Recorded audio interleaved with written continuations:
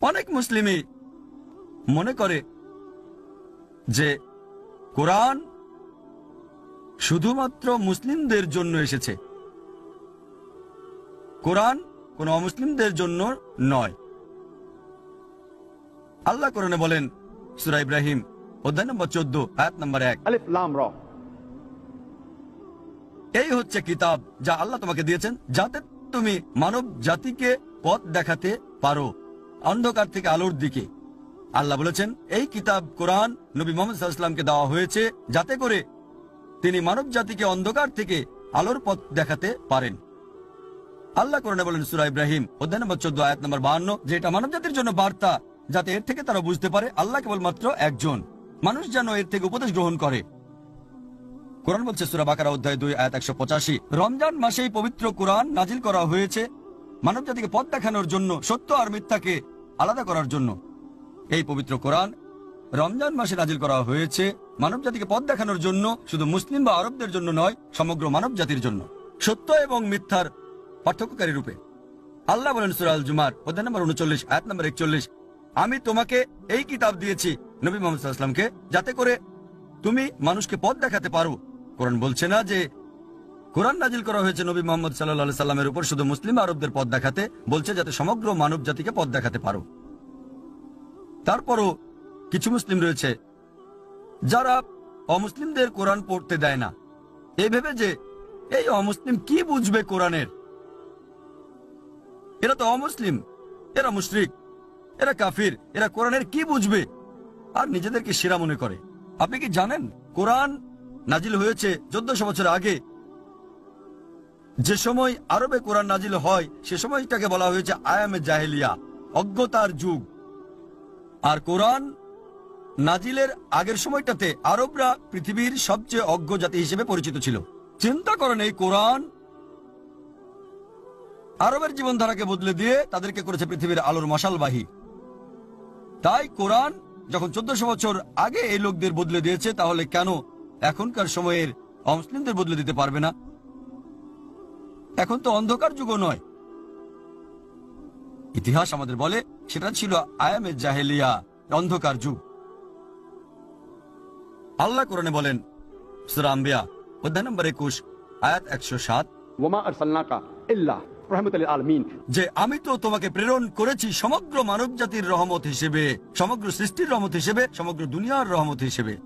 নবী মুহাম্মদ সাল্লাল্লাহু আলাইহি সাল্লাম শুধু মুসলিম বা আরবদের জন্যই নন, সর্বশেষ এবং চূড়ান্ত নবী ছিলেন সমগ্র মানব জাতির জন্য।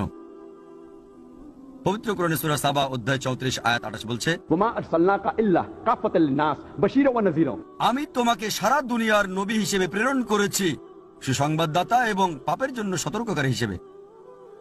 তারপরও মানুষের মাঝে অধিকাংশই তা জানে না। তাই নবী মুহাম্মদ সাল্লাল্লাহু আলাইহি ওয়াসাল্লাম শুধু মুসলিম বা আরবদের জন্যই ছিলেন না, সমগ্র মানব জাতির জন্য ছিলেন।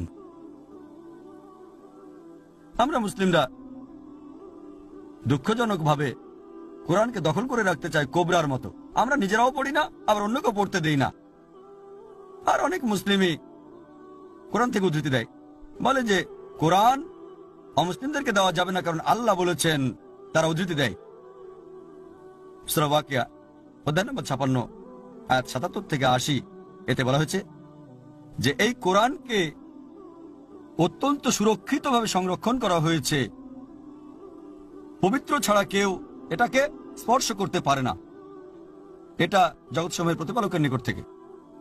আর অনেক মুসলিম বলে যে দেখো কোরআন বলছে পবিত্ররা ছাড়া কেউই কোরআনকে স্পর্শ করতে পারে না, আর অমুসলিম তারা নাজিস, তারা তো নাপাক, তারা অপবিত্র, এই কারণে অমুসলিমরা কোরআন স্পর্শ করতে পারবে না।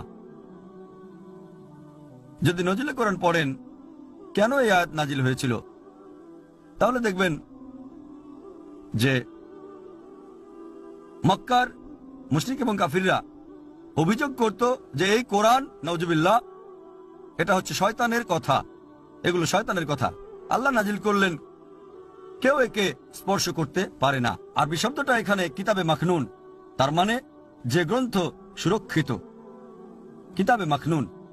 এই কিতাবে মাখনুন এটা পবিত্র কোরআনকে বোঝানো হচ্ছে না। এই কোরআন কিতাবকে আরবিতে বলা হয় মুসাফ। কোরআন তাহলে কি বোঝাচ্ছে? আপনি যদি আরেকটা রেফারেন্স পড়েন সূরা আল বুরুজ অধ্যায় নম্বর 85 আয়াত 21 এবং 22 বলা হয়েছে, আল্লাহ কোরআনকে অত্যন্ত সুরক্ষিত অবস্থায় সংরক্ষণ করেছেন লৌহে মাহফুজে। তাহলে কোরআন এখানে যা বলছে তা বোঝাচ্ছে লৌহে মাহফুজের কোরআনের কথা। এটা এই কোরআন নিয়ে বলছে না।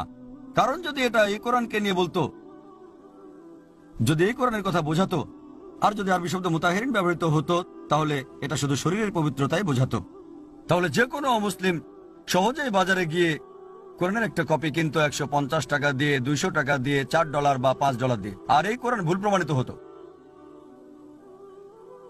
মুতাহিরিন শব্দটা শুধু শরীরের পবিত্রতাকেই বোঝাচ্ছে না, এটা মনের পবিত্রতাকেও বোঝায়। হৃদয়ের, আত্মার, মনের নিষ্পাপ বলতে যাদের বোঝানো হচ্ছে তারা হচ্ছে ফেরেশতা। যে কেউ সুরক্ষিত অবস্থায় এই কোরআনকে স্পর্শ করতে পারবে না লৌহে মাহফুজে, ফেরেশতাগণ ছাড়া। আর মক্কার মুশরিকদের অভিযোগের জবাব দেওয়া হচ্ছে যে এই কোরআন শয়তানের কথা, এটা না। তাই কোরআনের এই আয়াত এখানে শরীরের পবিত্রতার কথা বলা হচ্ছে না। যদি পবিত্র হয় ভালো, এটা মুস্তাহাব, আলহামদুলিল্লাহ, তবে বাধ্যতামূলক না।